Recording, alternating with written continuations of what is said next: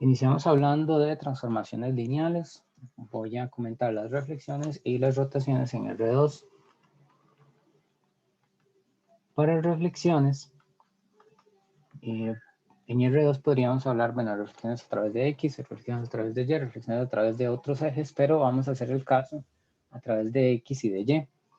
Entonces, voy a hablar de reflexiones en X.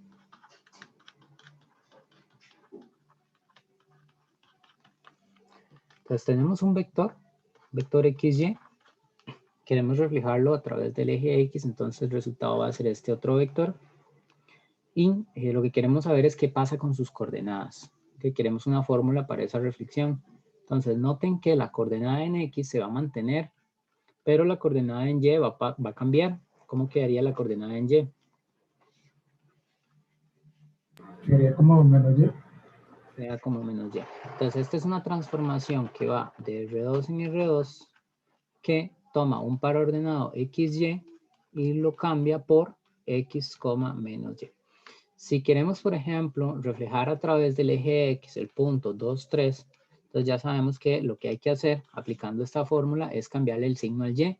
Entonces nos quedaría 2 con menos 3. ¿Okay? Si quisiéramos la matriz de la transformación en base canónica, recuerden que es la matriz que tiene la imagen de E1 en la primera columna y la imagen de E2 en la segunda columna.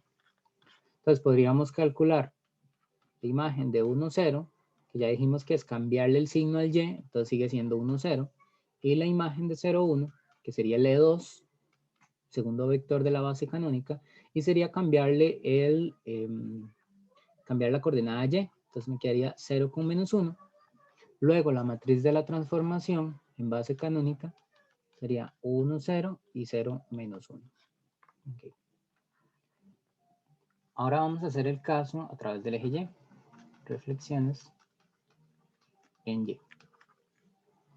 Bueno, otra vez tenemos nuestro vector XY, pero ahora lo queremos reflejar a través de este eje, o sea, del eje Y.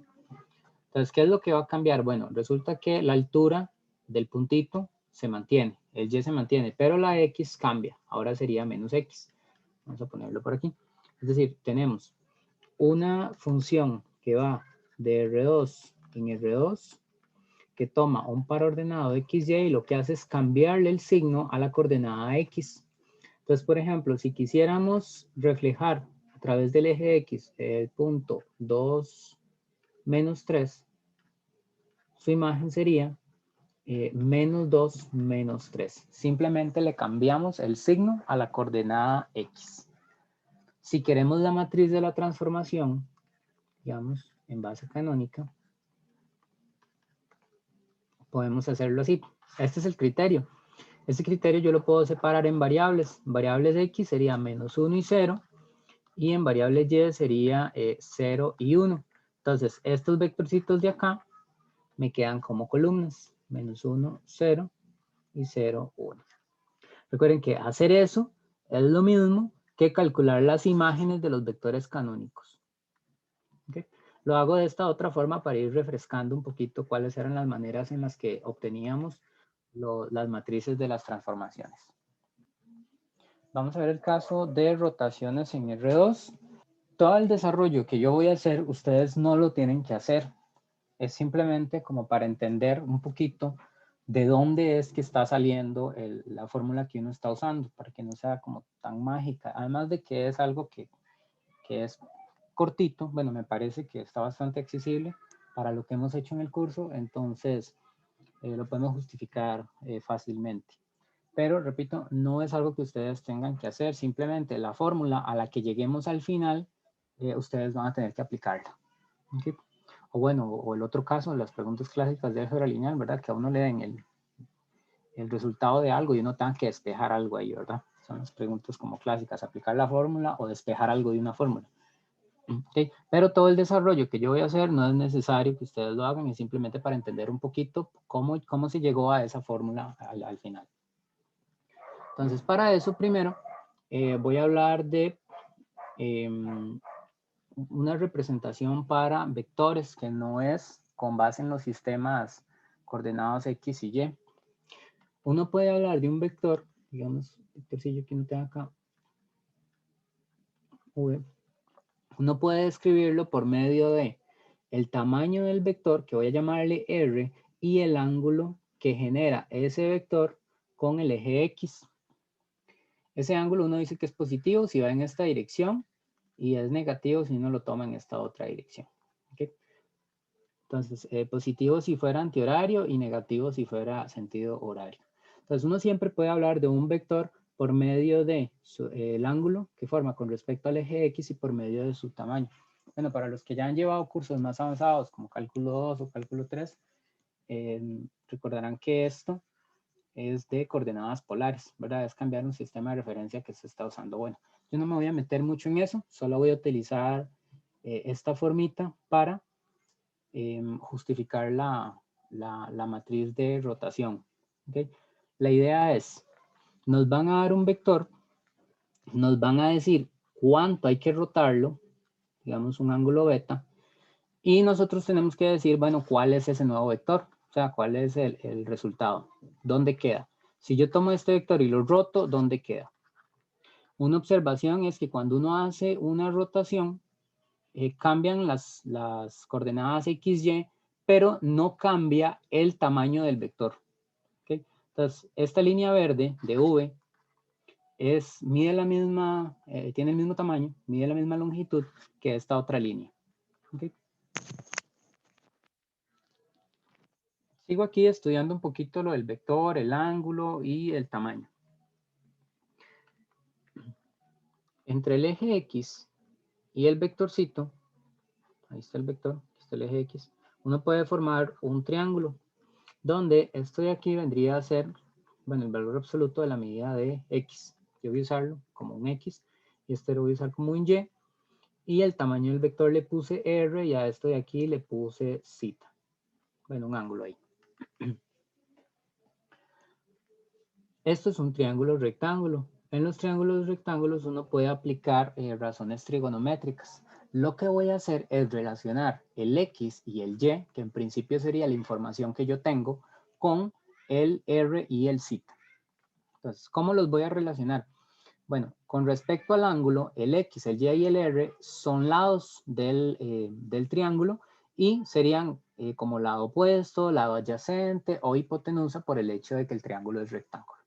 Entonces, yo puedo relacionar mediante la razón trigonométrica sen, puedo relacionar a Y con R.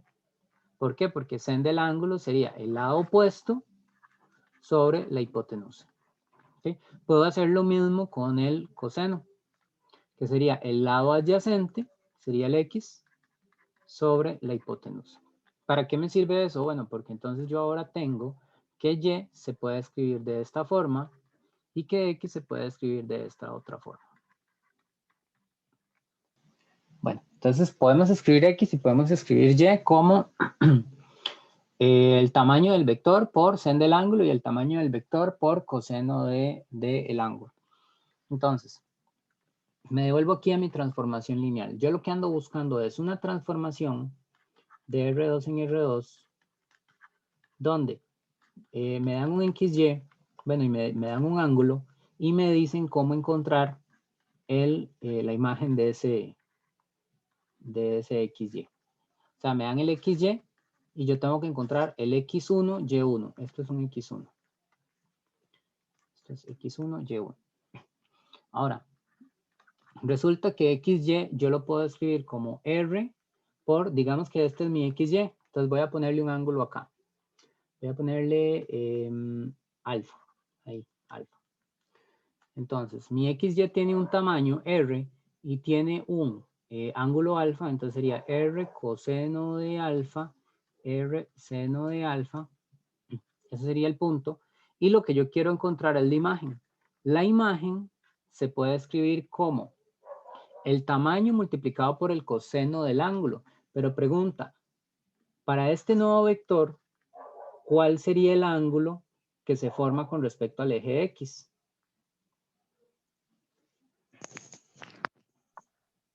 Alfa más el que le están dando. Exactamente, alfa más beta. Entonces esto es coseno de alfa más beta y esto es R sen de alfa más beta. ¿Ok? Entonces con eso ya tengo, tengo la imagen, ya sé cómo calcularla. Ahora, no lo vamos a dejar así. ¿Por qué no?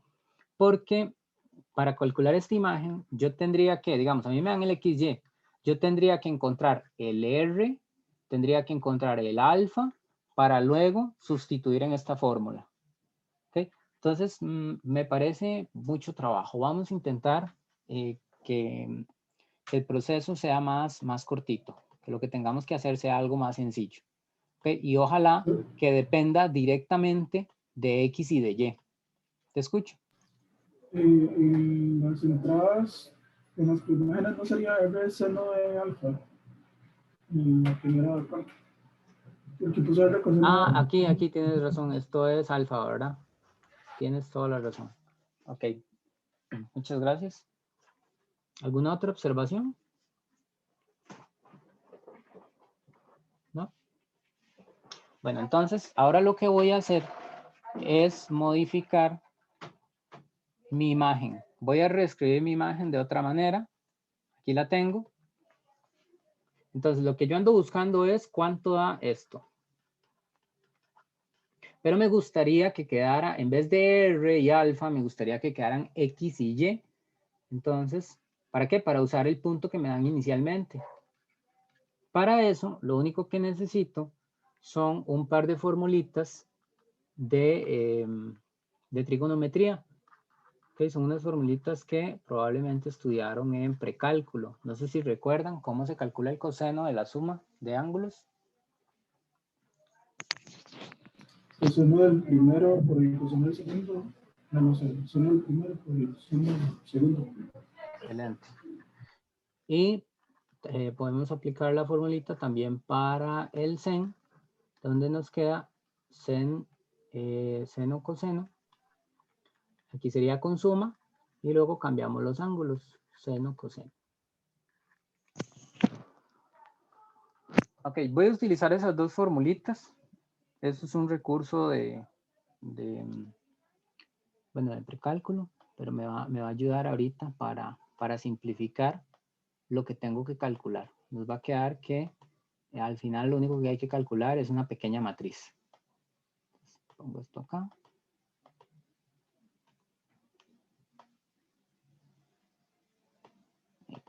Ok, entonces voy a sustituir eso. Aquí sería R por todo esto. Entonces, el R va a multiplicar a esto y va a multiplicar a esto. Entonces me va a quedar, esto es R coseno de alfa, coseno de beta, más R, perdón, menos R, seno de alfa, seno de beta. Ok, ahorita hago el otro cálculo. ¿Qué es lo bonito ahí? Bueno, que R coseno de alfa, nosotros ya le habíamos puesto nombre. R coseno de alfa es lo mismo que la X inicial que nos estaban dando. Y el R seno de alfa es lo mismo que la Y que nos estaban dando. Entonces yo puedo cambiar esas expresiones por X y por Y. Esto sería X coseno de beta menos, y aquí sería Y seno de beta. ¿Okay? Ese sería mi X, mi X1. Ahora voy con el Y1. El Y1 sería, voy a poner aquí, Y1 sería R por sen de alfa más beta. Pero aquí tengo el desarrollo de sen de alfa más beta. Entonces voy a cambiarlo. R por sen del primero, coseno del segundo, más R por sen del segundo, coseno del primero. Ahora, me queda R sen, pero eso dijimos que era Y. Y aquí me queda R coseno de alfa, pero eso era X. Entonces, X coseno de beta. Entonces, listo. Ahora se escribe más bonito, porque ahora a mí me dan el XY, y para calcular la imagen, lo único que tengo que hacer es, en la X, iría X coseno de beta menos Y sen de beta. Y en la Y iría Y cos de beta más X. Quiero ver, aquí me faltó algo. Esto es sen, ¿verdad? Aquí es sen. Porque cambié este y esto, lo cambié por X. Entonces me queda X sen de beta. Así. Ok. Ahora, ¿qué pasa si yo quiero la matriz de la transformación? ¿Qué pasa si me piden la matriz en la base canónica? Bueno, entonces hago lo mismo de antes. Separamos por variables. De la primera entrada, lo que multiplica el X es un coseno. De la segunda entrada, lo que multiplica la X es un seno. De la primera entrada, lo que multiplica el Y es un menos seno. Y de la segunda entrada, lo que multiplica el Y es un coseno de beta. ¿Dudas hasta ahí?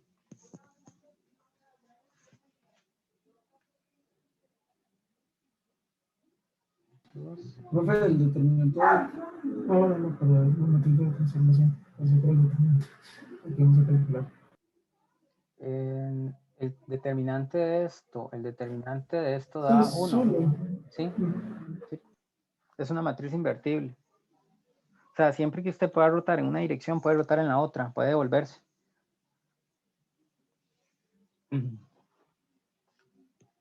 De hecho, la inversa de esto es muy fácil porque,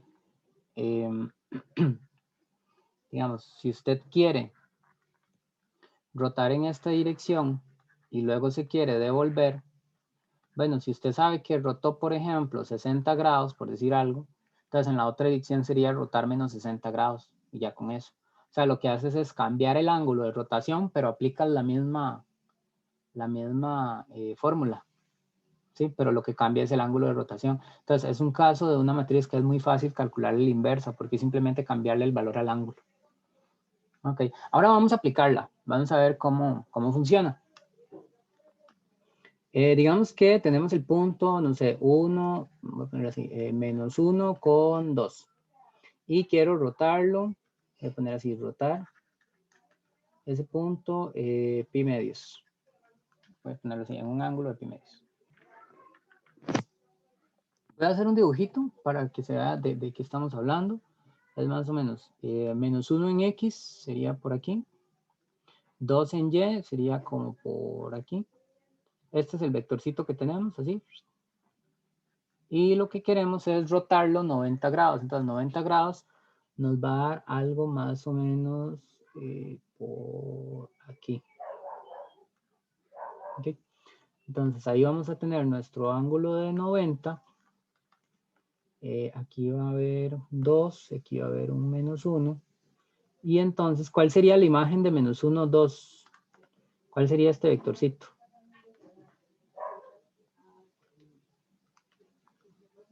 Menos 1, menos 2. Primero iría la X. Entonces sería menos 2 en X y en Y un menos 1. Ok. ¿Sí?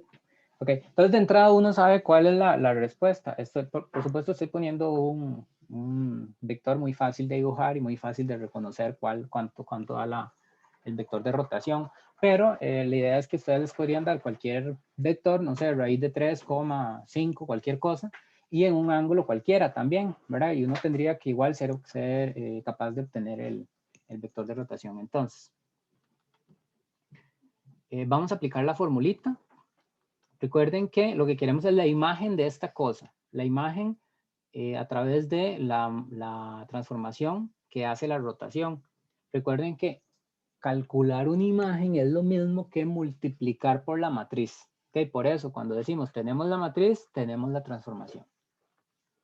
Entonces, vamos a buscar primero la matriz de la transformación. ¿Qué sabemos? Bueno, sabemos que el ángulo que nos están pidiendo rotar es pi medios. ¿Okay? Entonces vamos a sustituir aquí pi medios, sería coseno de pi medios menos sen de pi medios, vamos a ponerlo coseno de pi medios, y por favor me dicen cuánto dan esos valores. 0, menos 1 y menos 0. Ok, entonces nuestra matriz queda de la forma 0, 0, 1 y menos 1. Ok, ahora lo que queremos es la imagen de menos 1,2. La imagen de eso es multiplicar por la matriz del lado izquierdo al vector transpuesto. Entonces nos queda menos 1 y 2. Vamos a hacer esa multiplicación. Sería Fila por columna, ¿cuánto da eso? -2. Ok, y cambiamos la fila. Segunda fila por columna. -1. -1 y obtenemos el valor al que queríamos llegar. Ok. Bueno. Ahora voy a hacer algunas observaciones con respecto al proceso de diagonalización. Y bueno, algunas notas respecto a los valores y vectores propios. Si ustedes tienen una matriz, bueno, una matriz cuadrada y tienen, no sé, 2 o 3 valores propios diferentes, ustedes podrían tomar un vector de cada uno de los espacios y si hacen un conjunto con esos vectorcitos, ese conjunto siempre va a ser linealmente independiente. ¿Sí? Eso siempre pasa. Si ustedes toman vectores de diferentes espacios, esos vectores forman conjuntos LI. Por eso, cuando uno tiene todos los vectores diferentes, imagínense una matriz 3 por 3, entonces ustedes tienen 3 valores propios diferentes. Entonces, como tiene 3 valores propios diferentes, tiene 3 espacios propios. Entonces, ustedes pueden tomar un vector de cada espacio, un V1, un V2 y un V3. Tendrían ahí un conjunto LI. Ese conjunto de vectores de R3, o sea, tiene 3 vectores y es LI, se concluye que ese conjunto es... Una base. Ese conjunto es una base de R3, ¿verdad? Entonces, base de R3. De hecho, sería el conjunto que se está tomando para formar las columnas de la matriz invertible, ¿verdad? Okay. Bueno, esa observación quería dejarla por ahí. Siempre van a ser LI, pero ocurre algo más bonito cuando la matriz es simétrica. La vez pasada dijimos que íbamos a aplicar el algoritmo de diagonalización ortogonal solamente cuando las matrices sean simétricas, y eso es porque solo en ese caso tiene sentido. Recuerden que cuando teníamos una matriz no necesariamente simétrica, no simétrica, una matriz cualquiera, que sea diagonalizable, uno tomaba vectores acá para construir la matriz C y valores propios para construir la matriz D. Entonces uno iba colocando vectores V1, V2, V3 y así uno iba colocando esos vectores. ¿Cómo hacíamos para colocar las columnas de la matriz diagonal?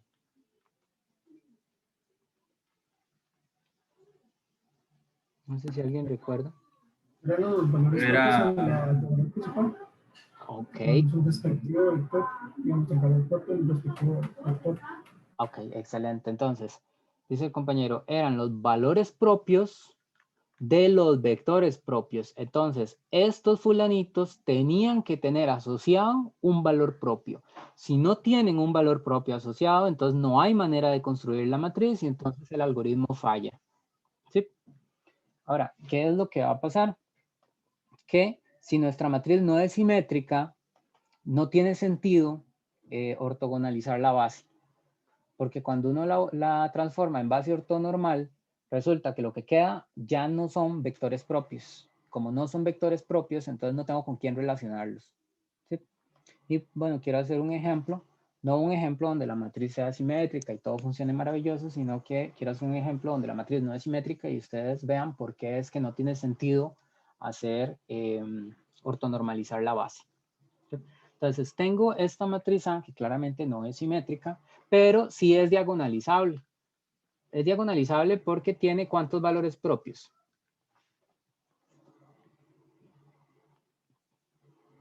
Uno, profe. No. Note que es una matriz triangular superior. Entonces tendría 2 valores propios, que serían los valores que están ¿en dónde? La diagonal principal. Excelente.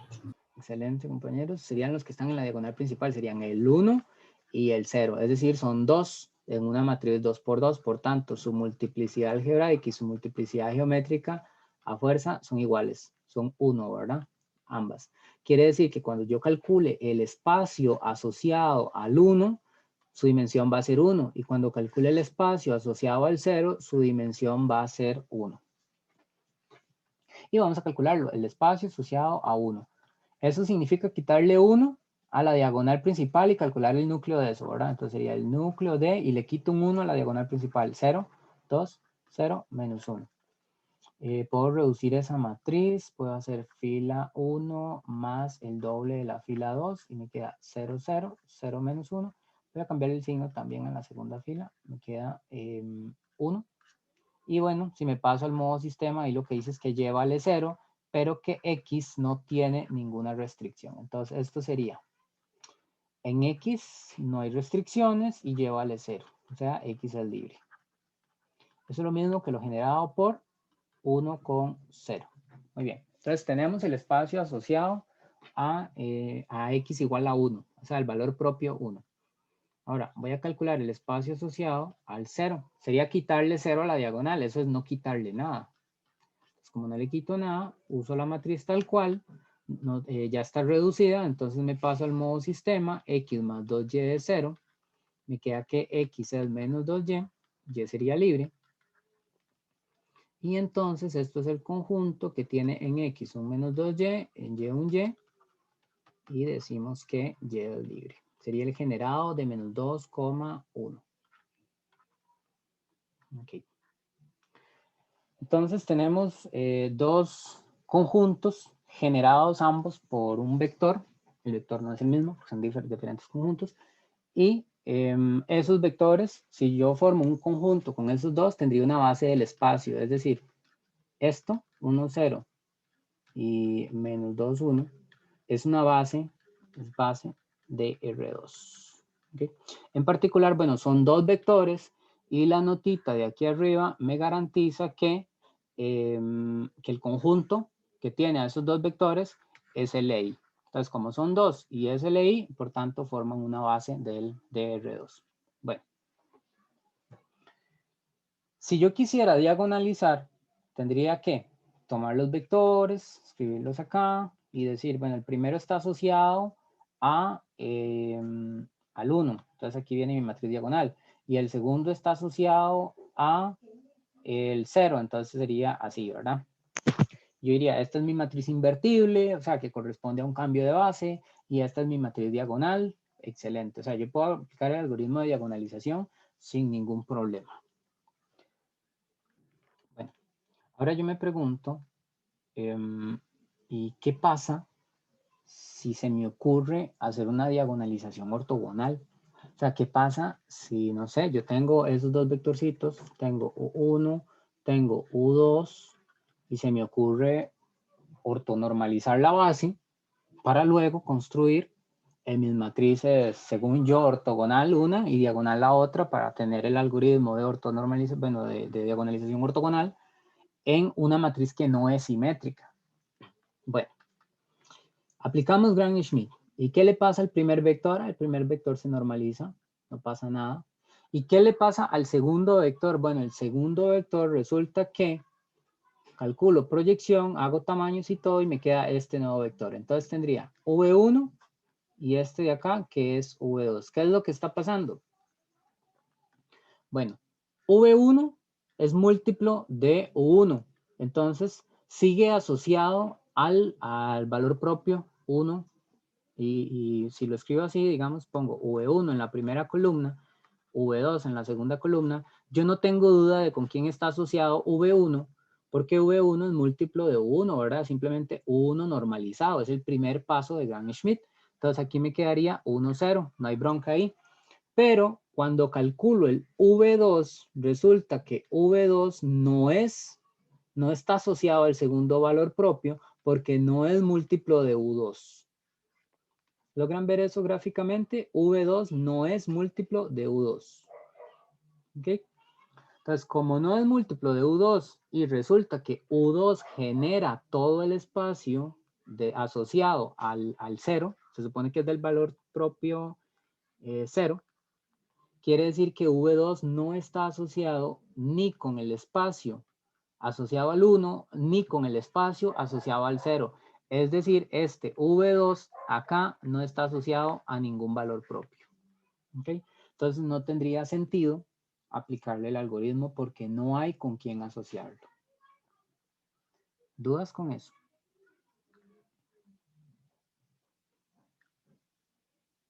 Profe, yo tengo una duda. ¿Por qué es que no es múltiplo o no está asociado? Ok, gráficamente eso es porque los múltiplos de un vector siguen la dirección del vector. Entonces serían así o serían en la otra, del otro lado. O sea, son vectores paralelos. ¿Sí? Pero el U2 es este vectorcito de acá, entonces hace algo así. Ya no es múltiplo de, bueno, aquí era más bien U2 y aquí sería el V2. Entonces, el U2 ya no es múltiplo el V2, perdón, no es múltiplo de U2. ¿Ok? ¿Por qué? Porque no es paralelo. Tampoco sería múltiplo de U1, porque de hecho es ortogonal a U1. ¿Sí lo ve gráficamente? Sí, digamos, gráficamente sí, pero digamos, de tener las matrices, ¿por qué? O sea, es que no sé si me deben explicar. Ah, ok, sí. Estos vectores, se pueden dibujar de esta manera por el hecho de que no son ortogonales. O sea, siempre usted va a poder hacerlos así o así, pero nunca va a poder hacerlos así. ¿Ya? O sea, nunca le va a quedar a usted que la proyección es 0, por ejemplo. Nunca le va a quedar que la proyección es 0 porque los vectores no son ortogonales. ¿Sí? O sea, el único caso en el que usted podría decir que V2 es múltiplo de U2 sería cuando usted tiene aquí U1, tiene aquí U2, y claro, como ya eran ortogonales, lo único que les falta es normalizarlos. Entonces aquí tiene V1 y aquí tiene el V2. Entonces ese es el único caso en el que usted logra decir, ah, claro, V1 sigue asociado al primer valor propio y V2 sigue asociado al segundo valor propio porque resulta que sí son paralelos. Entonces ahí sí funciona. Ahora, ¿qué pasa? Que esto nunca van a ser ortogonales. Esos vectores nunca van a ser ortogonales. ¿Por qué es que nunca son ortogonales, profe? Solo hay un caso en el que son ortogonales. Para que esos vectores queden ortogonales, tiene que cumplirse que la matriz es simétrica. Ok. Okay. Eso era. Entonces, el algoritmo va a fallar cada vez que la matriz no sea simétrica. ¿Sí? Entonces, si la matriz no es simétrica, no aplicamos Gram-Schmidt a la base. No sirve, porque los vectores que quedan no van a ser asociados a ningún valor propio. ¿Se entiende eso? Listo, profe. Sí, muchas gracias. Con gusto. Okay, ahora, una pregunta más. La vez pasada vimos el algoritmo de ortogonalización, bueno, diagonalización ortogonal, siempre los confundo, o no sé si se les dice de las dos formas, pero bueno, diagonalización ortogonal, y nosotros íbamos en cada una de las bases aplicando Gram-Schmidt. Entonces la pregunta natural es, ¿qué pasa si no lo hacemos así? Si simplemente al final hacemos un conjunto con todos los vectores y le aplicamos Gram-Schmidt a toda la base. ¿Será que da diferente? ¿Será que es más fácil? ¿Será que es más difícil? La respuesta, da lo mismo. Da lo mismo. Y como da lo mismo, entonces vamos a irlo haciendo en cada una de las etapas. Vamos a ir en cada conjuntito y lo vamos a ir haciendo. Y voy a explicar por qué da lo mismo. Y inicialmente parece que va a ser más largo, tal vez uno escribe un poquito más, pero eso es si no se da cuenta de lo que está pasando. Entonces yo quiero explicar un poquito qué es lo que está pasando cuando vamos a aplicar Gram-Schmidt a la base completa, para que vean que incluso si lo hacen así, si entienden bien lo que está pasando, los cálculos son los mismos, no se hace más grande. Eso responde a la siguiente nota. Si A es simétrica y tienen dos valores propios, lambda 1 y lambda 2, valores propios de A, con V1 y V2, valores, vectores propios o autovectores, vectores propios. Creo que en el libro vienen como autovectores. Vectores propios asociados, bueno, en orden, ¿verdad? O sea, respectivamente. Entonces, resulta que el producto punto de esas cosas da 0. ¿Qué dice eso? Bueno, eso dice que cualquier vector del espacio asociado a lambda 1 y cualquier vector del espacio asociado a lambda 2 son ortogonales. Como es para cualquier vector, eso dice que los espacios son ortogonales. ¿Okay? Entonces, el espacio asociado a lambda 1 y el espacio asociado a lambda 2 son ortogonales entre sí. Y eso simplifica los cálculos. Vamos a ver. Supongan que tenemos nuestra matriz simétrica y voy a hacerlo para el caso de dos espacios. Tenemos un espacio, V, voy a ponerle V lambda 1 y V lambda 2. Digamos que el primer espacio tiene una base y su base es dos vectores, 1 u 2. Pueden ser los que sean, pero para explicar la situación voy a darlo con dos vectores. V lambda 2, digamos que tiene una base con otros dos vectores, U3 y U4. Entonces, ¿qué hemos hecho hasta ahora? Bueno, aplicamos Gram-Schmidt acá, aplicamos Gram-Schmidt acá y al final, con todos los vectores que obtuvimos, que serían 4 vectores, los dos del primer Gram-Schmidt y los dos del segundo Gram-Schmidt, al final montamos nuestra matriz con 4 columnas. Excelente, excelente, eso se puede hacer, perfecto. Ahora, la pregunta es, ¿qué pasa si yo monto una base con todos los vectores? 1, U2, voy a ponerlos en forma ordenada, U3 y U4. ¿Qué pasa si yo le aplico Gram-Schmidt a eso? Bueno, empezamos el algoritmo y decimos, nuestro primer vector es 1 normalizado, sería 1 entre la norma de 1 y listo, tenemos nuestro primer vector. Vamos con el segundo. Nuestro segundo vector es normalizar. ¿Y qué es lo que hay que normalizar? Bueno, a U2 menos la proyección de U2 sobre el vector anterior, o sea, sobre este, ¿verdad? Y ya con eso tenemos nuestro vector V2. Seguimos, paso 3. Vamos con V3. V3 sería normalizar. Y ahora tenemos que hacer U3 menos la proyección de U3 sobre V2 y menos la proyección de U3 sobre V1. O sea, tenemos que proyectar sobre esto y sobre esto. O digámoslo así, sobre lo que generan estos dos. ¿Ok? Porque lo que generan estos dos es lo mismo que lo que generan estos dos, porque de ahí fue que salieron. Entonces, veamos qué es lo que está pasando. Yo estoy tomando un vector y lo quiero proyectar sobre el generado de estos dos. Pero, ojo, U3 es un vector del segundo espacio y los dos anteriores son del primer espacio. Entonces, imaginémonos la situación, que para que ustedes tengan una representación gráfica. Imaginen esta situación. Tienen por aquí un espacio y tienen un vector que es ortogonal a todo el espacio. Por aquí tienen el V1, tienen el V2, tienen, como son vectores, ¿verdad? Todos parten del origen, tienen al origen y tienen al U3. Y lo que queremos hacer es proyectar U3 sobre los otros dos vectores. ¿Ok? Pregunta, ¿cuánto dará esa proyección? Sería 0. Daría 0, exactamente. ¿Ok? Si yo veo esto desde arriba, lo que estaría viendo es, bueno, tengo mi espacio, tengo mis dos vectores y el vector rojo visto desde arriba se ve como un punto. La proyección sería el origen. ¿Okay? Entonces, eso quiere decir que esto es el origen, esto es el origen. Por tanto, nuestro V3 se calcula normalizando simplemente U3.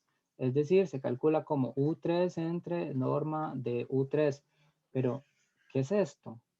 Bueno, esto es reiniciar el proceso de Gram-Schmidt. O sea, estamos volviendo a comenzar. Ahora estamos normalizando el primer vector.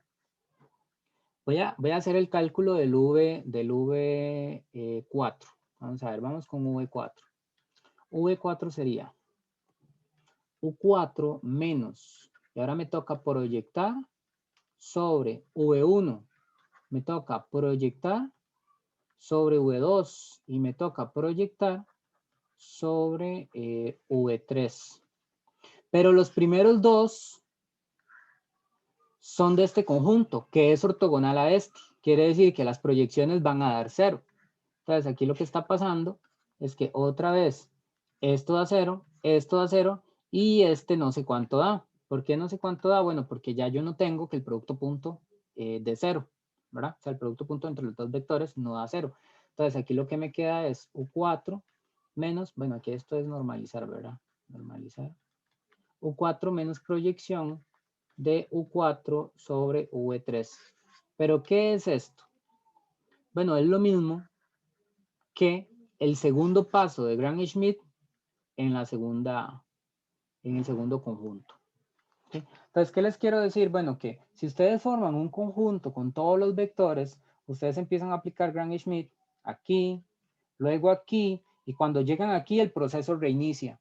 ¿A qué me refiero con que reinicia? Que ya todo lo anterior no se usa. No se usa, sino que empiezan normalizando este y luego siguen con el otro, proyectando sobre los anteriores. Pero los anteriores sería solo U3. ¿Por qué? Porque los anteriores a U3 ya no se usan. ¿Sí? Así, si su espacio tuviera, no sé, digamos que tienen esto asociado a un valor propio, esto asociado a un valor propio y esto asociado a otro valor propio. Entonces, ustedes aplican Gram-Schmidt a toda la base. Cuando llegan al primer vector del segundo espacio, el proceso se reinicia. ¿Okay? Entonces, normalizan ese vector y luego van proyectando sobre ellos y así. Cuando llegan a este vector, el primero del tercer conjunto, otra vez el proceso se reinicia. Otra vez normalizan el primer vector y siguen calculando. Es decir, calcularlo sobre toda la base, sobre toda la base de Rn, es lo mismo que írselo aplicando a cada una de las bases que uno obtiene de los espacios propios. ¿Se entiende esto? Sí, profe. Sí. Ok, excelente. Entonces, esas eran como algunas notaciones que quería dejar. Una versión más del proceso de diagonalización, ahora con transformaciones lineales. Tenemos una función que toma cosas de R3 y calcula, bueno, sus imágenes son también cosas de R3, lo que nos dice que admite una matriz de la transformación que es cuadrada, es una matriz 3×3. De hecho, obtener la matriz en base canónica es muy sencillo, ¿verdad? Es ordenar por variables cada una de los coeficientes. Entonces nosotros podríamos decir, bueno, aquí está la primera entrada, aquí está la segunda entrada y aquí está la tercera entrada. Con respecto a la X, sería un 3, un 2 y un -1. Con respecto a la variable Y, entonces dijimos, la primera entrada no tiene, la segunda entrada tiene un 1, la tercera no tiene. Con respecto a la variable Z, -2 de la primera entrada, -2 de la segunda entrada y 2 de la tercera entrada. No es una matriz simétrica, así que no nos van a preguntar por matrices ortogonales. ¿Sí? Ahora, aquí viene la pregunta. La primera parte de mantequilla porque se ocupa para lo segundo. Entonces realmente la pregunta es la segunda. Pero bueno, leo las dos. Verifique que lambda igual 1 y lambda igual 4 son los únicos valores propios de la matriz. Eso es como para guiarlo a uno en qué es lo que uno tiene que hacer. Que primero calcule los valores propios. Pero bueno, está bien.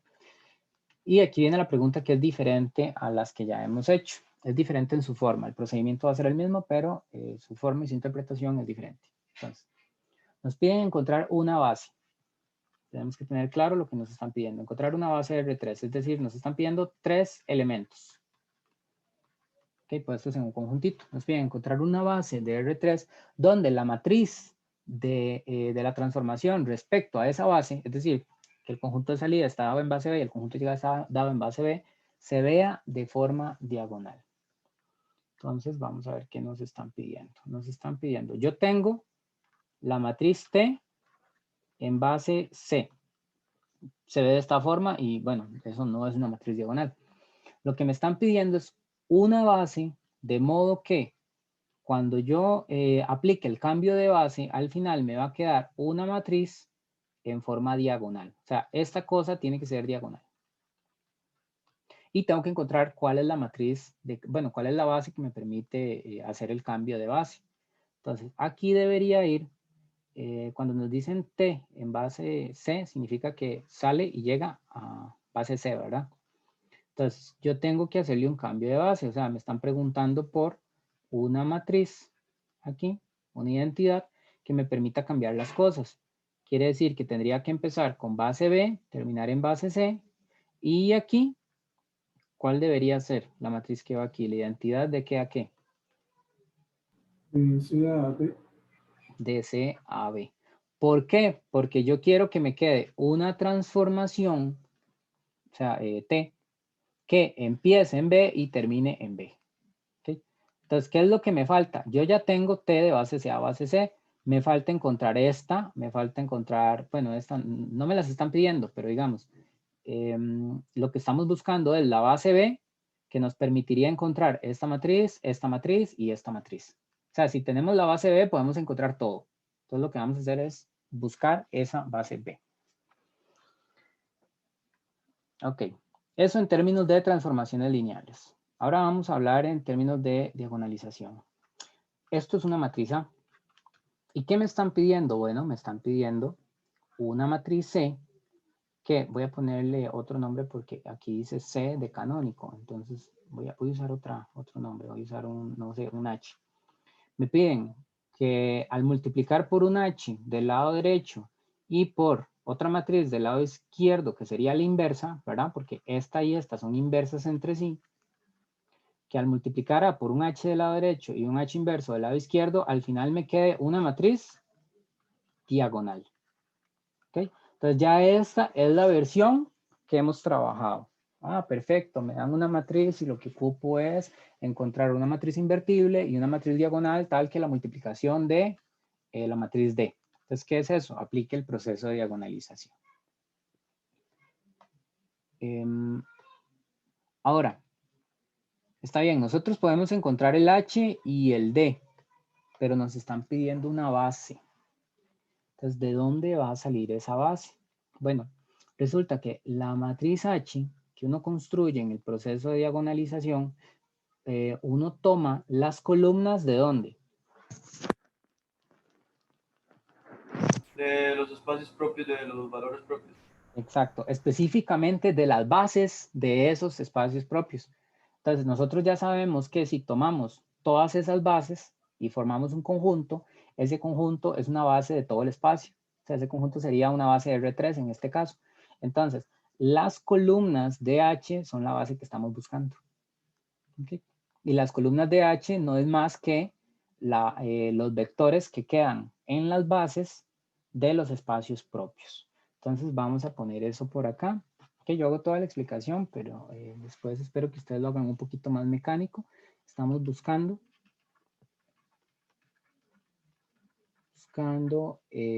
bases de los espacios propios. ¿Ok? Queda implícito ahí, bueno, los espacios propios, ¿verdad? Y para tenerlos ocupamos valores propios. Entonces, por eso el ejercicio le pide a uno, calcule los valores propios. ¿Okay? Era como para separar el ítem. Este es un ítem de desarrollo de un examen, es para separarlo en dos partes y que uno, digamos que sabe hacerlo primero y no sabe hacerlo segundo, pues se lleve algo. Me llevo la matriz y empezamos el algoritmo de diagonalización. Ustedes me dicen si voy muy rápido o así. Y yo me detengo. Entonces, ¿qué queremos? Queremos dejar la matriz aquí solo para recordarla, pero voy a volverla a escribir. Lo que vamos a hacer es buscar el polinomio característico. Voy a ponerle nombre a la matriz de la transformación porque no me gusta esto, TDC muy grande. A, voy a llamarle A. Entonces, quiero el polinomio característico de A, ¿verdad? Que depende de X, y recordemos que eso es calcular el determinante de la matriz quitándole X en la diagonal. Entonces, 3 menos X, 0 menos 2, 2, 1 menos X, menos 2, menos 1, 0 y 2 menos X. Okay, necesito ese determinante. Tenemos columna 2 que tiene 2 ceros, entonces vamos a utilizarla, sería positivo, 1 menos x por, elimino fila y columna, bueno, voy a ponerlo así, tapo, fila y columna, y nos quedaría 3 menos x menos 2, que es una matriz 2 por 2, entonces el determinante es fácil de calcular. Es 1 menos x multiplicado por 3 menos x por 2 menos x, ¿verdad? Estoy multiplicando diagonal principal y le resto la multiplicación de la diagonal secundaria. Menos 1 por menos 2, eso da 2. Sigo de este lado, queda 1 menos x por, hago la distributividad 3 por 2, 6. 3 por menos x, menos 3x. Menos x por 2, menos 2x. Menos x por menos x, x cuadrado. Y el menos 2 que estaba afuera, así. Simplifico un poco. Voy a escribir en orden decreciente por grados, entonces voy a poner primero el x cuadrado. Luego estos dos juntos dan 5 y así le quito 2 y eso da 4. Factorizamos eso y nos queda, no sé, pueden hacerlo por inspección, tal vez menos 4 y menos 1. X menos 4 y X menos 1. Ok. Vamos entonces con valores propios y quiero de una vez multiplicidades algebraicas y bueno, geométricas. En este caso se puede. ¿Cuáles son los valores propios? 1 y 1 4. y 4. 1 y 4. Este tiene 2, ¿verdad? Este tiene 1. Las geométricas, uno siempre debería pues, cuestionarse si la matriz es diagonalizable y decir, bueno, si la geométrica, es decir, buscar los espacios propios y la dimensión de esos espacios, y si la dimensión es igual a la multiplicidad algebraica, entonces uno dice que la matriz es diagonalizable. En este caso, el ejercicio me está mandando a diagonalizar de una vez. ¿Okay? O sea, me están pidiendo encontrar algo cuya manera de encontrar es aplicando el algoritmo de diagonalización. Así que desde fijo esto es diagonalizable. Eso quiere decir que la multiplicidad geométrica uno la conoce de entrada. ¿Cuál sería la multiplicidad geométrica? 2 para el 1 y 1 para el 4. Okay. Tienen que ser iguales porque si no, no sería diagonalizable. Entonces no tendría sentido lo que me están preguntando. Okay. Entonces ya sé que esto me tiene que quedar de dimensión 2 y esto me tiene que quedar de dimensión 1. Vamos buscando los espacios. Busco el espacio asociado al 1. Yo sé que es el núcleo de. Tomo la matriz, pero tengo que sustituir la X por un 1. ¿Verdad? Lo que es lo mismo, quitarle un 1 a la diagonal principal de la matriz original. Entonces vengo acá. Voy a eliminar esto, así, así. Y voy a poner este 1 en rojo, que sería menos, perdón, aquí sería un 1, aquí sería un 1, y aquí sería un 1. Y aquí es una resta. Esa matriz es 2, 0, menos 2, 2, 0, menos 2, menos 1, 0, 1. Aplico a fila 2, le quito fila 1 y voy a hacer también a fila 1, le sumo el doble de la fila 3 y le voy a, quiero ver, y le voy a cambiar el signo a la fila 3.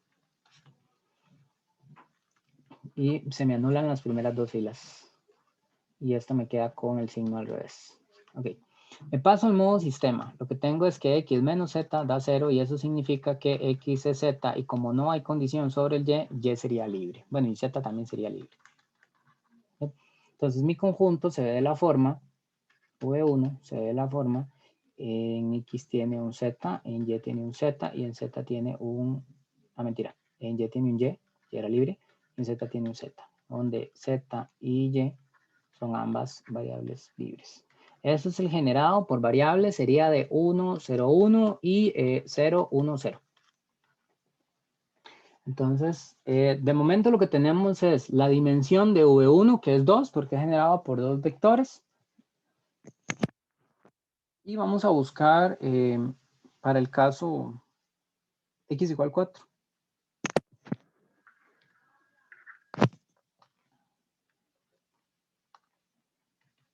Entonces vamos a buscar el núcleo de y vamos a cambiar x por un 4. Entonces voy a llevarme esta matriz y voy a quitar esos unos y voy a sustituirlos por 4.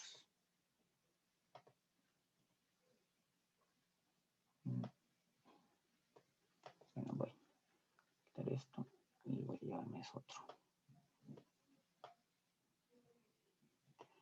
Ahí. Cambio el 1 por un 4, 4, 4, 4. Vemos que matriz queda, sería menos 1, 0, menos 2, 2, menos 3, menos 2, menos 1, 0, menos 2. Fila 1 y fila 3 son iguales. Entonces vamos a hacer a fila 3 le quitamos fila 1, a fila 2 le quitamos el doble, no, le sumamos. Sí, le sumamos el doble de fila 1, nos queda 0, 0, 0.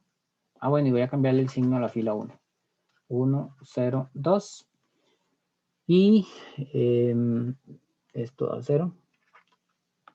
Este a menos 3.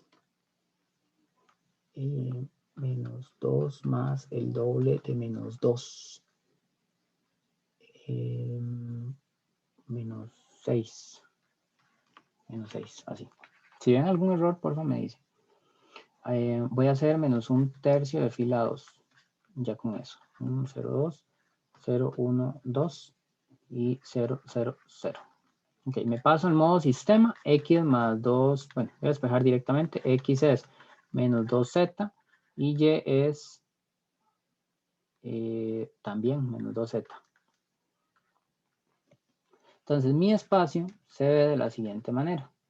Es el conjunto que tiene en X un menos 2z, en Y un menos 2z y en Z un z. Tiene dimensión 1, pero ya lo sabíamos. El generado por menos 2 y 1. Ahora, el ejercicio nos pedía bases. Bueno, una base.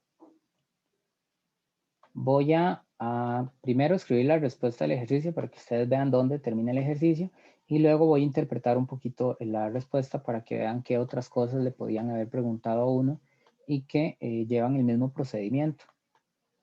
Entonces, de momento, nuestros dos espacios son estos. Son generados por esos vectores y los representantes en cada conjunto forman conjuntos LI. Entonces, la base que me están pidiendo tiene esos tres vectores en el orden que ustedes quieran. Pues yo voy a acomodarlos así, menos 2, 1, 1, 0, 1 y 0, 1, 0. Ok. Entonces, esa es la base y ahí termina el ejercicio. Esa era la base que me estaban pidiendo. Fin. Ahora, ¿qué pasa con esa base? ¿Para qué me sirve esa base? Bueno, son tres vectores de R3, así que forman una base de R3. Yo podría pensar en la matriz que me permite cambiar de la base B a la base C. Bueno, lo que hay que hacer es colocar los vectores como columna. Así. Eso es todo. Okay. Eso ya lo habíamos trabajado. Si no tiene una base, nada más escribe los vectores como columna y ya esa es la matriz que permite pasar de la base que le están dando a uno a la base canónica. ¿Y qué pasaba si queríamos devolvernos de C a B? Calculamos la inversa de la base Okay. de la canónica. Excelente. Entonces esto es la inversa de esta otra, o sea, de la que ya tenemos. No la voy a calcular, pero quiero que vean qué es lo que obtuvimos. O sea, si nosotros ponemos esos vectores como columna, entonces tendríamos nuestra matriz esta de acá. Ahora, esta matriz es la misma, o bueno, es una de las posibles matrices que uno tiene cuando hace el proceso de diagonalización, ¿cierto? Esta matriz tiene en la primera columna un vector propio asociado a, ¿qué les digo? Asociado a 4. O sea, esto está asociado a x igual a 4. Esto está asociado a x igual a 1. Y esto está asociado a x igual a 1. Entonces, ¿qué sabemos? Sabemos que esta matriz que estamos obteniendo, que se llama I de BC, si la multiplicamos por la matriz que nos dieron al inicio, que era esta, y del otro lado le ponemos la inversa, CB, al final nos va a dar una matriz diagonal. ¿Cuál matriz diagonal? La que tiene 4 en la primera entrada. 0, 0, 0, 1, 0, Muy bien. 0, 0, 1. Excelente. Ok, tiene los valores propios sobre la diagonal en forma ordenada, ¿verdad? Primero el 4 y luego los otros, luego los 1. Ok, ahora, ¿qué es esto? Bueno, es una composición de, esto es una identidad, perdón, esto es una identidad. Eso es una composición de funciones. Al final lo que a uno le queda es la matriz de la transformación que empieza tomando cosas en base B y termina devolviendo cosas en base B. Entonces, ¿qué es lo que está? Bueno, esto cuando es de B a B, uno solo lo escribe una vez, ¿verdad? Solo le pone la B una vez. Entonces, ¿qué fue lo que logramos? Lo que logramos fue que la matriz de la transformación, pero en otra base, y si encontramos la base es esta, la matriz de la transformación en otra base, que no es la canónica, se ve de forma diagonal. ¿Dudas con lo que hicimos? ¿Y con la interpretación? Perdón. Ok, toda esta parte después del fin no la están preguntando, pero podrían preguntarlo. Okay, es otra manera de preguntar. Acá. Profe, ¿Sí?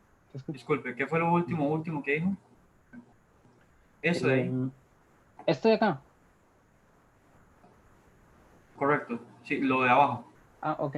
Esta composición es la matriz de la transformación que toma cosas en base B y las devuelve en base B, ¿verdad? Pero cuando las bases son iguales, entonces uno solo lo escribe una vez. ¿Okay? Entonces, ¿qué es lo que nos está quedando al final? Nos está quedando que esta composición da como resultado una matriz diagonal. Es decir, la transformación en la base B al final es una matriz diagonal, que era lo que nos estaban pidiendo. ¿Sí?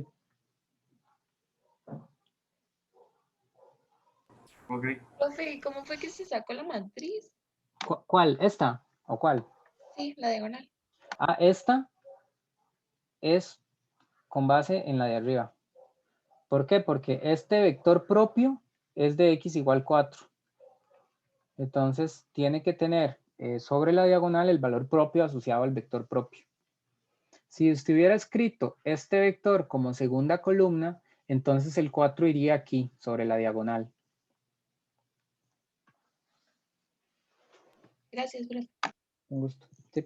Estas dos matrices son las matrices del proceso de diagonalización, pero quiero que vean que todo coincide. O sea, el proceso de diagonalización es lo mismo que nosotros ya habíamos aprendido, por lo menos para la matriz C, es lo mismo que nosotros ya habíamos aprendido de cómo escribir una matriz de cambio de base cuando uno ya tiene la base, ¿verdad? Que eso ya lo habíamos hecho.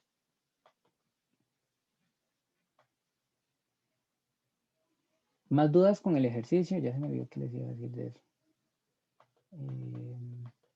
De las formas en las que preguntan. Entonces, vean, aquí dice, encuentre una base B donde tal cosa se vea de forma diagonal. Pero también a ustedes les pudieron haber preguntado, que sería prácticamente lo mismo, encuentre la matriz de cambio de base, o sea, encuentre I de B a C, tal que T de CC, I de BC, I de CB es diagonal.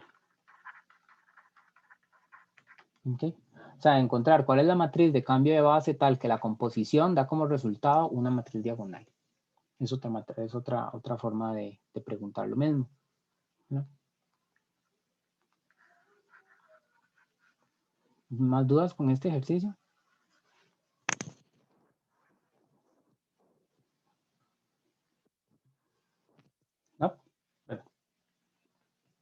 última parte del curso, último tema. Bueno, formas cuadráticas. Vamos a llamar forma cuadrática a cualquier polinomio, sin importar el número de variables, donde todos los términos que aparecen sean de grado 2. Entonces, un ejemplo, si ustedes tienen, bueno, primero, ¿qué es un polinomio? Un polinomio se compone de sumas, restas, multiplicaciones, nada más. ¿De qué? De variables por escalares. Por ejemplo, 7 por x es un polinomio, si yo le sumo un 2 sigue siendo un polinomio, si le resto un x cuadrado sigue siendo un polinomio, si lo divido entre y eso ya no es un polinomio, si le calculo un radical eso ya no es un polinomio, si pongo una función trigonométrica, seno, coseno, o un logaritmo, o una exponencial, cosas de ese tipo, ya no es un polinomio. ¿Okay? Sumas, restas, multiplicaciones, pare de contar, es todo lo que se permite. Podría hacer combinaciones, x cuadrado por y cuadrado, por z y cosas así. Los términos están separados por sumas y restas. Entonces, esto es un término y esto es un término. Nosotros al inicio del curso habíamos hablado del grado global de un monomio, que correspondía a la suma de los exponentes de las variables. Entonces, por ejemplo, esto es un monomio de grado 1, este es un monomio de grado 0. ¿Por qué? Porque ni siquiera tiene variable. O sea, si quisiéramos verlo como que tiene una variable, el exponente de la variable tendría que ser un 0 para que desaparezca la variable, ¿verdad? Entonces, esto sería de grado 0, este sería de grado 1. Voy a poner otro acá, más 3xy al cuadrado. El x tiene grado 1 y el y tiene grado 2, así que este sería de grado 3. Pregunta, ¿cuál sería el grado de este monomio? Sería el grado 5. Excelente. Ok, esto sería de grado 5, serían 2, 2 y un 1 de acá. Muy bien.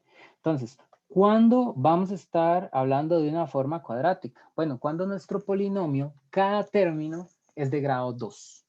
¿Ok? Estrictamente de grado 2. Por ejemplo, puede ser un polinomio en dos variables, x a la 2 menos 3xy. Esto tiene grado 2, esto tiene grado 2. Entonces, eso es una forma cuadrática. Cada término puede ser que se componga solo de una variable, por ejemplo, esto tiene x y esto tiene dos variables. Esto sería x por y, tiene dos variables. Cuando esté compuesto por dos variables, se va a decir que es un término cruzado. Entonces, este es un término cruzado y este no. Entonces, este polinomio p es una forma cuadrática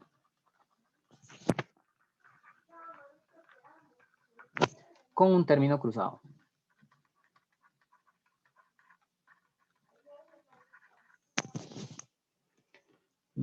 Pregunta, voy a poner P1, X, Y, Z.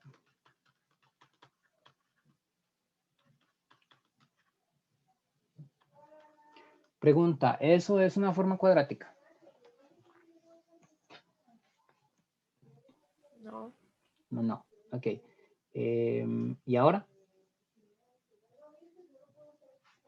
Ahora sí sería ¿Cuántos términos cruzados tiene?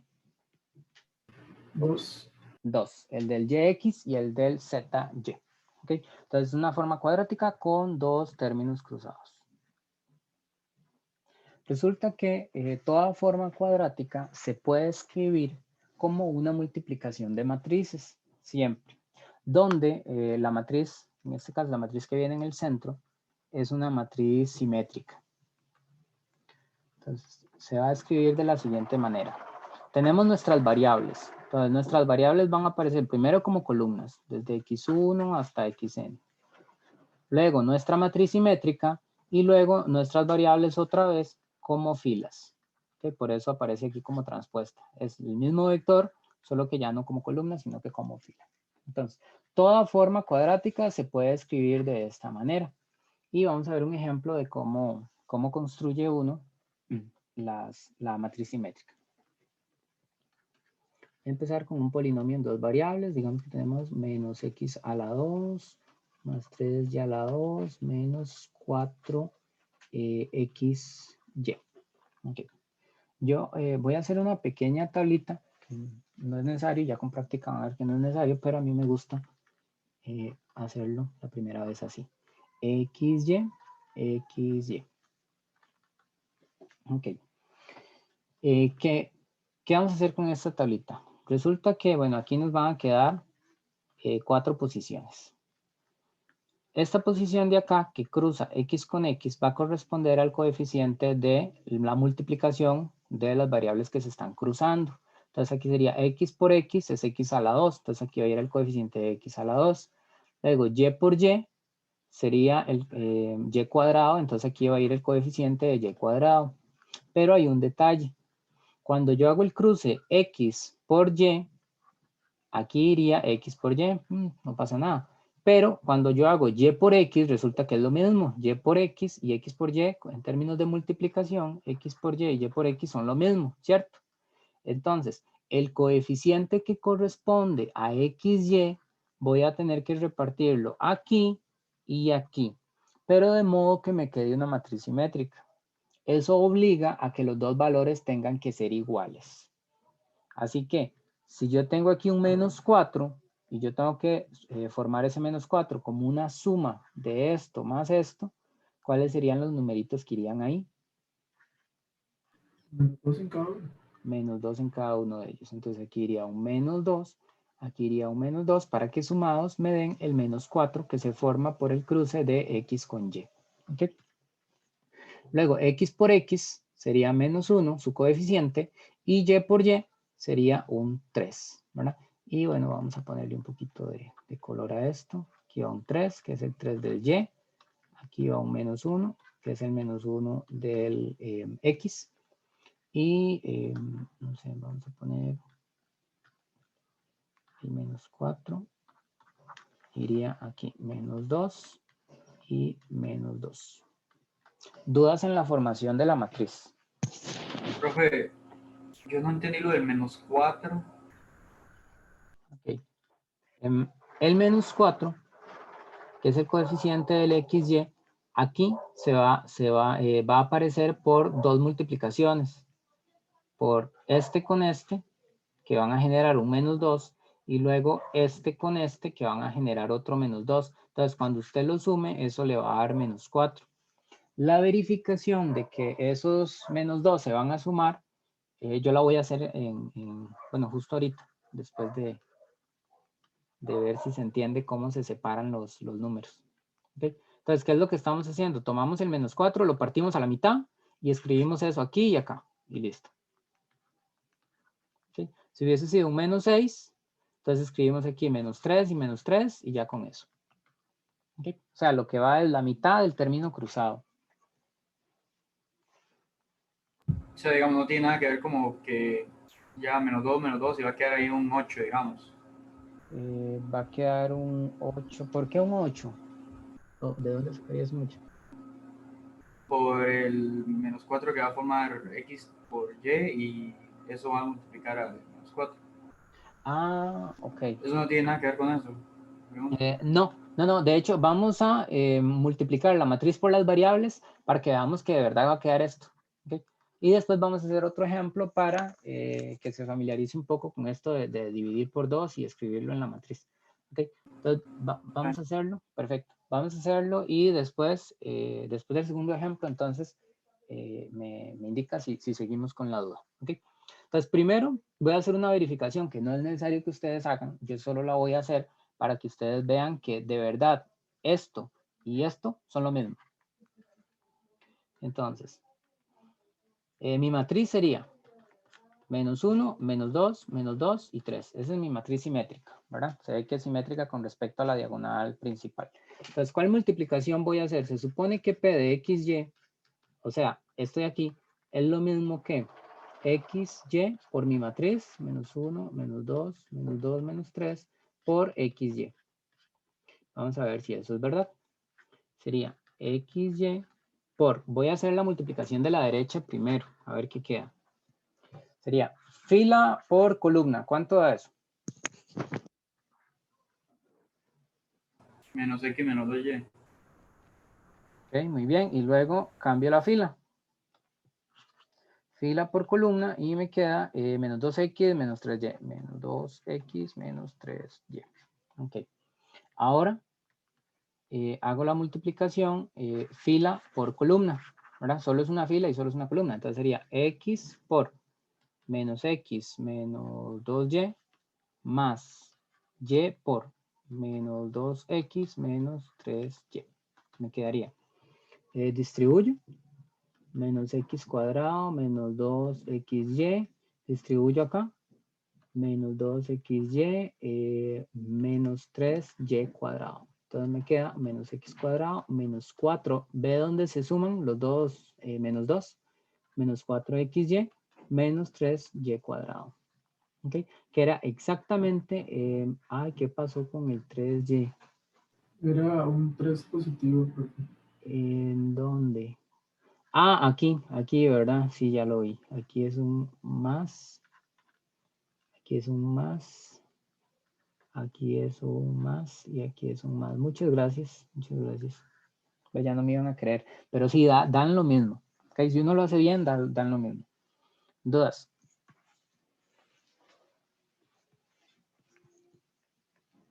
Entonces, ¿cuál es el primer reto de este tema?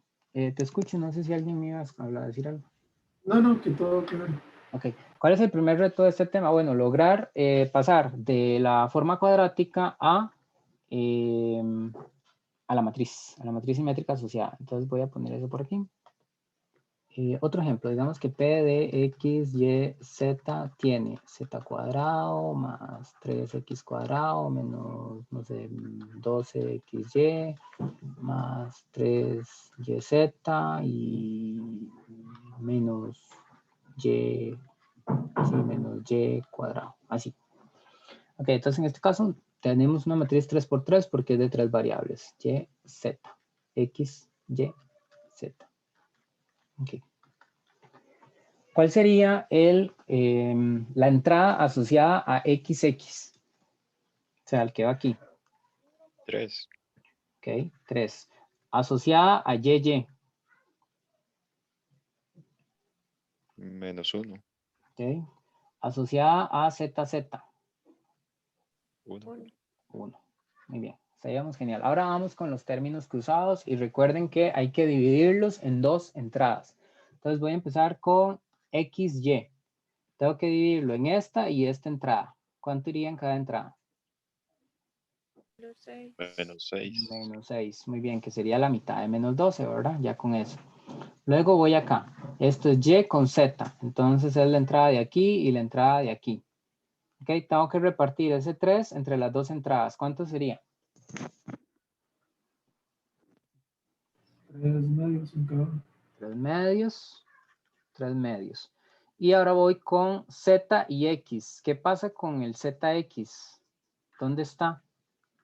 No hay, o están multiplicados por 0. Es 0. Exactamente. Entonces 0 partido en 2 sigue siendo 0. ¿Dudas en la creación de la matriz?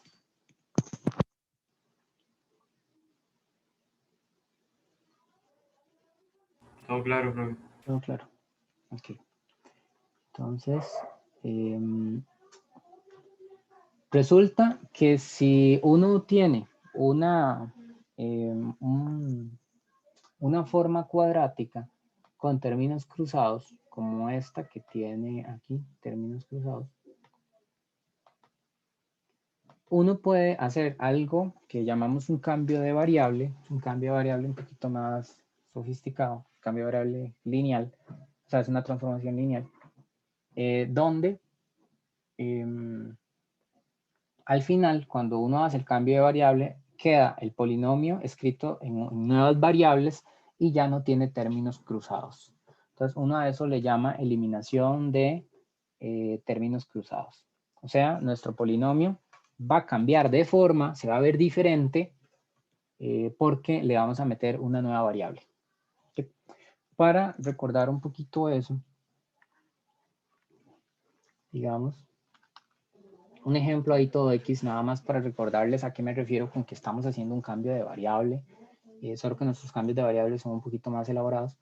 No sé si ustedes recordarán, tal vez en un precálculo o algo así, que no sé, tenían algo así.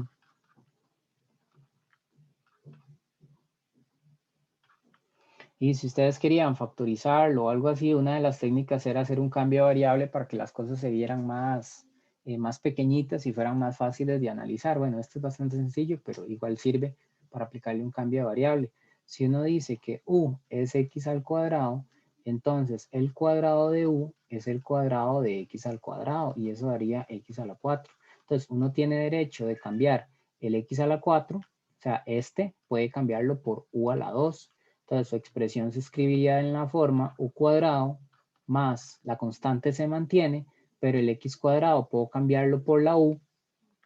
Entonces aquí me queda 2u más y la constante se mantiene. Entonces este es mi polinomio inicial y lo estoy cambiando por este nuevo polinomio por medio de un cambio de variable. Cambios de variables hay de muchos tipos. Este es un cambio de variable donde estoy cambiando una cuadrática por una lineal. Nuestros cambios de variables van a ser de combinaciones lineales. ¿Cómo van a ser de combinaciones lineales? Bueno, van a ser tener un vector x, y, z, no importa cuántas variables tenga, y aplicarle una transformación lineal. Entonces vamos a multiplicar nuestro vector por una matriz y esa va a ser nuestras nuevas variables, ¿sí? Entonces imagínenselo así como esta era la variable inicial, aquí está el cambio que le vamos a hacer y esta es nuestra nueva variable, ¿ok? La variable z, ¿sí? Es como aquí, x es nuestra variable inicial, elevar al cuadrado es la transformación que se le está aplicando, que en este caso no sería lineal, es una función cuadrática, y queda la nueva variable que sería u, ¿ok? A grandes rasgos esa es la idea de lo que vamos a hacer, ¿ok? Tomar una variable, aplicarle una transformación para obtener una nueva variable. Cuando escribamos, ojo, esto está en la variable inicial, esta es la transformación, esta es la nueva variable. Cuando nosotros tomemos nuestro polinomio, nuestra forma cuadrática inicial, le hagamos el cambio y veamos el resultado, ese resultado no va a tener términos cruzados. ¿Okay? Va a tener puros términos de una sola variable. ¿Se entiende un poquito la idea de cambio de variable en general? No la que hemos hecho porque, no la que vamos a hacer porque no la he explicado, pero en general, ¿qué es un cambio de variable? Sí, profe, se entiende bien. Sí, ok. Entonces, qué bueno porque esto lo voy a quitar de aquí. Vamos a ver cuál es nuestro cambio de variable. ¿Qué es lo que vamos a hacer? El profe dijo, vamos a tomar nuestro vector y le vamos a aplicar una transformación lineal y eso va a ser el cambio de variable. Bueno, vamos a ver cuál es esa transformación lineal. Resulta que, quiero ver si como en 10 minutos hago el ejemplo. Voy a explicar primero la idea y luego hago el ejemplo. Resulta que nosotros tenemos un polinomio que se escribe de la forma x transpuesto a por x, pero a cumple una característica muy bonita y es que es una matriz simétrica. Como es una matriz simétrica, admite el algoritmo de diagonalización. Entonces, a yo lo puedo cambiar, a por una matriz diagonal multiplicada por una matriz invertible, donde me queda aquí C transpuesto y aquí C. Bueno, una matriz ortogonal, ¿verdad? Vamos a poner eso aquí, C ortogonal y D diagonal. Es decir, admite un proceso de diagonalización ortogonal. ¿Qué tiene de bonito eso? Bueno, que si nosotros cambiamos eso aquí en A, entonces vean lo que nos queda. X transpuesto, C, D, C transpuesto y X. Entonces aquí es donde viene lo bonito. ¿Qué es esto? Bueno, eso es tomar el vector X y multiplicarlo por una matriz C ortogonal. Esa matriz C es una matriz invertible, es decir, corresponde a un cambio de base. Entonces, ¿qué es esta cosa de acá? Es cambiar de base el sistema original, o digámoslo así, va a ser la función que le vamos a aplicar a nuestro vector original. Y a partir de ahí vamos a crear nuevos vectores. Entonces voy a definirlos. Nuestra nueva variable va a ser C transpuesto por X. Esa va a ser nuestra nueva variable. Okay. ¿Y cuál va a ser la transpuesta de esa nueva variable? ¿Qué sería la transpuesta de esto? Sería C normal y X transpuesto. ¿Dónde iría la C? ¿A la izquierda o a la derecha? A la En la izquierda. A la derecha. Recuerde que la transpuesta le cambia el orden a la multiplicación, ¿verdad? Muy bien. Entonces, C por X transpuesto. Entonces, aquí me está quedando Z transpuesto y aquí me está quedando Z. Entonces, ya sé cuál es la nueva variable y ya sé cuál es la forma en la que va a quedar mi polinomio. Ahora, mi nuevo polinomio, voy a ponerle P1, se va a ver como. Todo esto va a ser Z transpuesto. Esta va a ser, bueno, la matriz diagonal esa y esto va a ser Z. Entonces, ya sé cuál es el cambio de variable que tengo que hacer y ya sé cómo va a quedar mi nuevo polinomio. Y espero en 10 minutos me dé tiempo de hacer el ejemplo con respecto a esto. ¿Sí? Voy a enmarcar primero las fórmulas. Este es el cambio de variable. ¿Okay? En el ejemplo que les puse al inicio, este sería como el u igual a tal cosa. Este es nuestro cambio de variable. Y esto de acá es lo que se obtiene por hacer ese cambio de variable en el polinomio. ¿Okay? Y esto es muy bonito y ya vamos a ver por qué. Es muy bonito porque elimina los términos cruzados. ¿Cómo se eliminan los términos cruzados? Bueno, por la matriz que tiene en el centro, que es una matriz diagonal. Entonces, solo para que... Ya voy a empezar el ejemplo, pero para que se den una idea. ¿Qué tiene que pasar para que esto quede diagonal? O sea, ¿qué tendría que pasar para que esto y esto sea ceros?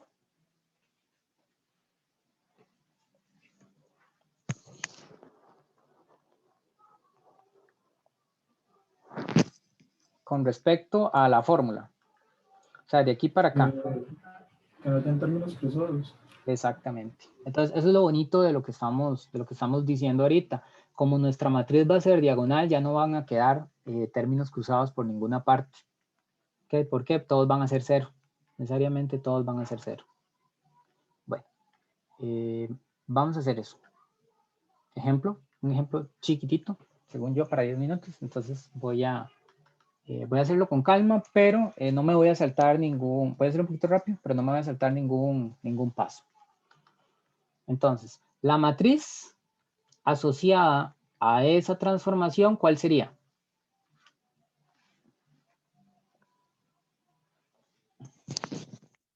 Uno. Menos 2. Menos 2 y 1. Excelente. Entonces tenemos una matriz que es simétrica y por tanto es diagonalizable ortogonalmente y empezamos de una vez. El polinomio característico, siempre pongo el ahí, el polinomio característico de esa matriz sería quitarle un 1 a la diagonal principal. Entonces 1 menos x, menos 2, calculamos ese determinante, sería 1 menos x al cuadrado menos esto por esto y menos 2 por menos 2 da 4. Bueno, eso es una diferencia de cuadrados, ¿verdad? Puedo calcular raíz aquí, me queda 1 menos 4 menos raíz de 4, que es 2. 1 menos x más 2, y puedo seguir simplificando. Me queda menos x menos 1 y menos x más 3. Y tengo que resolver eso igualado a 0, ¿verdad? Entonces sería, voy a poner aquí el igual a 0, me queda menos x menos 1 igual a 0. De ahí ustedes me van a ayudar con la solución. ¿Quién es x? Y el otro factor es menos x más 3 igual a 0. Y también quiero que me digan cuál es la solución de eso. Menos 1 y 3. Ok, muy bien, sí. Pasamos el x al otro lado. Y aquí también pasamos el x al otro lado. Y entonces serían menos 1 y 3. ¿Qué vendrían a ser nuestros valores propios de la matriz? Multiplicidades algebraicas y geométricas. 1 y 1. Excelente. Okay. Y ya sabíamos que eran diagonalizables. Entonces, cuando calculemos los espacios asociados, van a ser de dimensión 1. Y vamos a buscarlos inmediatamente. Bueno, voy a borrar esto de aquí. Este es el último ejemplo de la sesión de hoy. Vamos a que vean cuál es el algoritmo de eliminación. Voy a buscar el espacio asociado al menos 1. Es esta matriz, pero cambiando la x por un menos 1. Entonces, eso es el núcleo D. Cambio eso por un menos 1 y me queda 2, menos 2, menos 2 y 2. Resulta que son iguales. Entonces, a fila 2 no son iguales, son opuestos. Le sumo la fila 1 y a fila 1 la parto a la mitad. Entonces me queda 1 menos 1, 0, 0, y eso quiere decir que X es Y. Eso quiere decir que esto es lo mismo que el generado por 1, 1. Ok. ¿Dudas hasta ahí? No, profe. ¿Qué cosa me dicen si tengo que desarrollar algo más, verdad? Voy con 3, V3. Sería... por aquí. Vamos a ver, V3, el núcleo de, y cambio por un 3. Entonces me va a quedar 1 menos 3, que es 1 menos 3, 1 menos 3, 2. 2. Menos 2. Menos 2, menos 2, menos 2, menos 2. Ok, lo que hice fue cambiar, en modo lento, pero lo que hice fue cambiar aquí el X por menos 3. Ok. Me quedaron exactamente iguales, entonces ahora sí puedo hacer la resta de fila 2 menos fila 1 y puedo hacer menos un medio de fila 1 y listo, 1, 1, 0, 0 y me paso al modo sistema, eso es X más Y igual a 0, es decir, X es menos Y y entonces eso es lo generado por menos 1,1. ¿Dudas hasta ahí? ¿Cómo vamos? Este es un menos 2. Ok. Calculamos el espacio asociado a el espacio asociado al 3. Ahora, un detalle, yo de aquí necesito, y voy a marcarlo en rojo, estoy hablando de una matriz simétrica, yo de aquí necesito una base ortonormal. Entonces, quiero la respuesta de cuál es la base ortonormal para este conjunto. 1 raíz de 2, 1 raíz de 2. Excelente. Okay. Y aquí quiero lo mismo, entonces, una base ortonormal sería menos 1 sobre raíz de 2, 1 sobre raíz de 2. Y ya tenemos nuestra base ortonormal. Eso quiere decir que nuestra matriz A que teníamos al inicio se puede escribir como C por D por C transpuesto, donde nuestra matriz C, recuerden, se forma con los vectores propios y la matriz D se forma con los valores propios. Entonces voy a poner aquí los vectores propios. 1 sobre raíz de 2, 1 sobre raíz de 2. Aquí menos 1 sobre raíz de 2 y 1 sobre raíz de 2. ¿Cuál sería la matriz diagonal?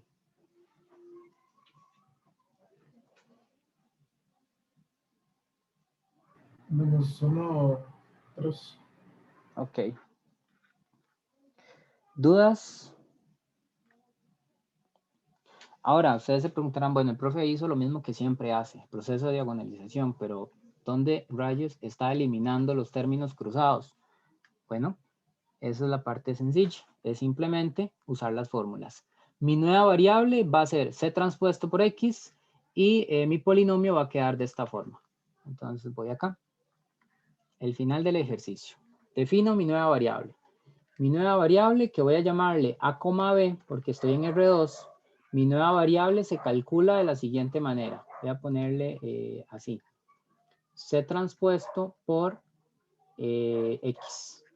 Pero tengo que decir quién es X. X es XY. Esta X es una X pequeña de variable y esta X es una X matriz, una X grande. O sea, es un vector columna. ¿Okay?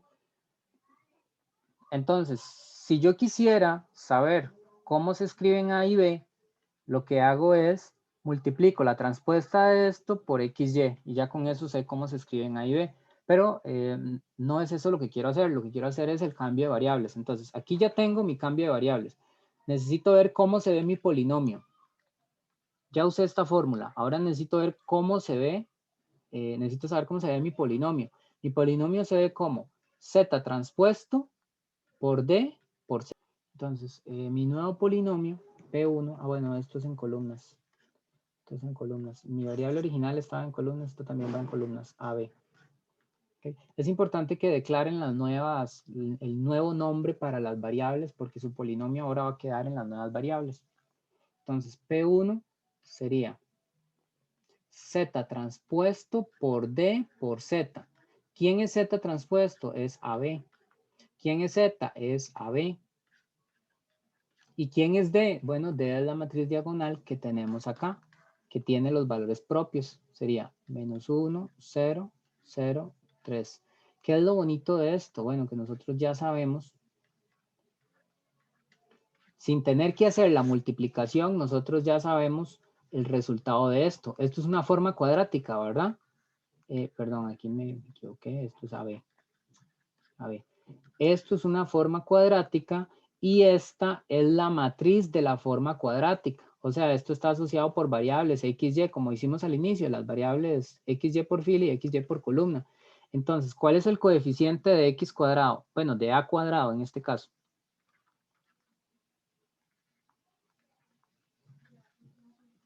Sería -1. -1 asociado al A cuadrado. ¿Al B cuadrado? 3. 9. Ok, el 3 asociado al B cuadrado. ¿Y cuáles serían los coeficientes de los términos cruzados? ¿No sería 0, profe? Serían 0. Por eso es que eliminamos los términos cruzados. Ok, ya no tenemos términos O cruzados. sea, no faltaría el cuadrado del B. Y el cuadrado. Sí, tal vez me lo borró él. Ahora cada vez que me equivoque es que el programa se equivocó, me borró las cosas. Ok, ahí está.